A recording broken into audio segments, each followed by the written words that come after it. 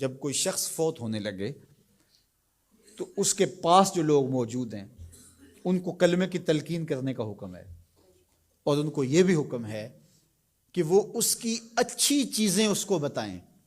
جب کوئی بندہ بوڑھا ہو جائے نا اور وہ بس اب جانے والا ہے اس دنیا سے، تو اس کی زندگی کی برائیاں اس کو یاد نہ دلائیں، اس نے جو اچھے کام زندگی میں کیے اس کو یاد دلائیں، تاکہ اس کے ذہن کی سکرین پر وہ چیزیں آنا شروع ہو جائیں، وہ اللہ سے حسن ظن اور امید کو مضبوط کرنے لگے کہ شکر ہے میرے اللہ نے مجھ سے یہ کام بھی لیا، میں نے مسجد بنائی، میں نے دارالعلوم بنایا، میں نے یتاما و مساکین کی مدد کی، میں نے غرباء کے سر پہ ہاتھ رکھا، میں نے رشتہ داریوں کو نبھایا، میں نے یہ کیا وہ کیا۔ اس کے اچھائی والے کام اس کے سامنے رکھے جائیں تاکہ اللہ سے اس کو امید حسن ظن غالب ہو جائے، کیونکہ اب وہ گناہ تو کر ہی نہیں سکتا، تو اب اس کی امید غالب کی جائے، ایسی باتیں سنائی جائیں۔ میرے حضور نے فرمایا جس شخص کے مرنے کے بعد اس کو 4 گواہ مل گئے اچھائی کے، لوگوں نے کہا یہ بڑا اچھا آدمی تھا، صرف 4 گواہ مل گئے، تو فرمایا کہ اللہ اس کو غفران و رحمت کے پردوں میں ڈھانپ لیتا ہے، اس کی بخشش و مغفرت ہو جاتی ہے، اس کو جنت عطا کر دی جاتی۔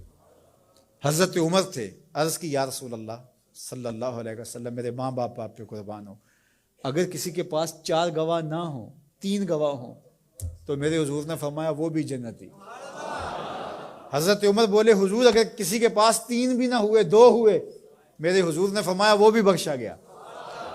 حضرت عمر کہتے ہیں ایک کے بارے میں نے پوچھا نہیں، حضور نے بتایا نہیں، اگر پوچھ لیتے تو شاید حضور بتا دیتے کہ ایک والے کا بھی کام بن گیا۔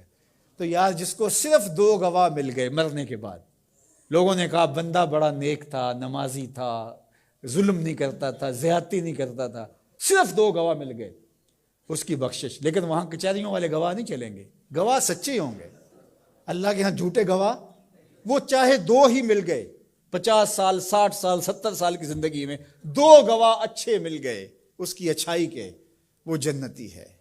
اللہ اکبر۔ اور کئی ایسے لوگ ہوتے ہیں جن بیچاروں کو گواہ ہی نہیں ملتا، جو کسی وجہ سے گواہی دے بھی رہے ہوتے ہیں، وہ بھی کہتے ہیں چلو ساڑھے نال تے چنگا ہی سی۔ اس کا مطلب ہے کہ سب کے ساتھ اس کا رویہ اچھا نہیں تھا، ساڑھے نال تو ویسے کدی نہیں سی کی تھی۔ تو اس کا کیا مطلب ہوا کہ یہ بندہ ضرر کا منبع تھا، یہ شر کا منبع تھا، تو اس کی شر سے ہم بچ گئے بس۔ تو ایسا نہ ہو کہ تمہارے بعد لوگ گواہی بھی اگر دینا چاہیں تو لفظ تراشنے لگیں کہ اگر میں نے اچھا کہہ دیا تو سارے لوگ میری جانب دیکھیں گے کیا کہہ رہے ہو۔ ایسی گواہی پیدا کرو لوگ دل سے کہیں یار زمانے میں ایسا دیکھا ہی نہیں تھا۔ اپنی اچھی گواہیاں پیدا کر کے جاؤ، چاہے 2 ہی پیدا ہو جائیں، اچھی گواہیاں پیدا کر کے جاؤ۔ اللہ اکبر۔ تو دونوں چیزوں کو برابر رکھا جائے، امید کا چراغ بھی روشن ہو اور دوسری جانب جو ہے وہ خوف اور خشیت، اس کا چراغ بھی بجھنے نہ پائے۔ مایوسی بھی انسان کو کفر تک پہنچاتی ہے۔ جب کسی کو پتا ہو کہ اب رخصت ہی نہیں ہے، معافی نہیں ہے، تو وہ جس نے 99 قتل کیے تھے، جب اسے پتا چلا کہ جہنم میں جاؤں گا ہی، تو اس نے کہا پھر 99 کیا 100 کیا؟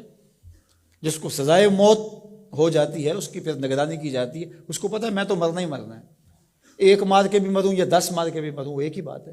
تو خوف اور امید دونوں ساتھ ساتھ ہوں کہ گرفت بھی ہو سکتی ہے، رخصت اور چھٹی اور معافی بھی ہو سکتی ہے، یہ زندگی کے اندر جو ہے وہ توازن چیز قائم رکھتی ہے۔ شفاعت کی امید حضور علیہ السلام سے، اور حضور کی ناراضگی کا ڈر بھی۔ حضور سفارش کریں گے اور گناہ گاروں کی بخشش ہوگی، لیکن دوسری جانب یہ ڈر بھی کہ اگر حضور نے منہ پھیر لیا تو پھر کس در پہ جائیں گے۔ حضور نے ارشاد فرمایا جس نے میری سنت سے منہ موڑا میں اس کی شفاعت نہیں کروں گا، تو پھر کوئی سہارا کوئی آسرا رہے گا باقی؟ تو امید کا چراغ بھی روشن رہے، خوف بھی رہے، شفاعت کی امید بھی رہے، لیکن حضور کی ناراضگی کا ڈر بھی رہے۔ تو زندگی بھر جوانی میں بالخصوص خشیت غالب ہو اور آخری لمحات کے اندر امید غالب ہو۔